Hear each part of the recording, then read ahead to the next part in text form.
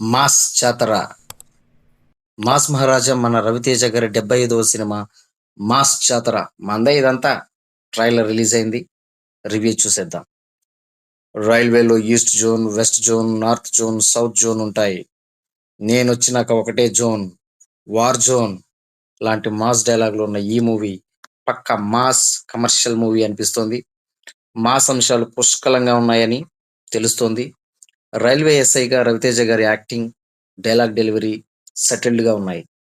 నవీన్ చంద్ర main villain గా కనిపిస్తున్నాడు. చాలా రగ్గడ్‌గా ఉంది క్యారెక్టర్.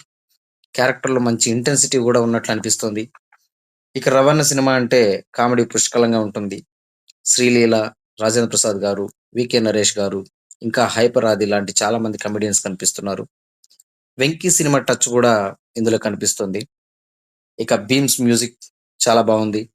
ఆల్రెడీ 'ధమాకా'తో దుమ్ము లేపిన 'భీమ్స్' ఇప్పుడు మంచి ఫామ్‌లో ఉన్నాడనే చెప్పాలి.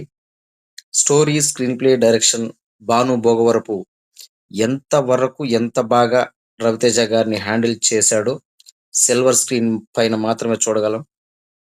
ఏదేమైనా ట్రైలర్ డీసెంట్‌గా, ప్రామిసింగ్‌గా ఉంది. ఇదైనా మన మాస్ మహారాజా రవితేజ గారికి బ్లాక్ బస్టర్ ఇవ్వాలని కోరుకుందాం.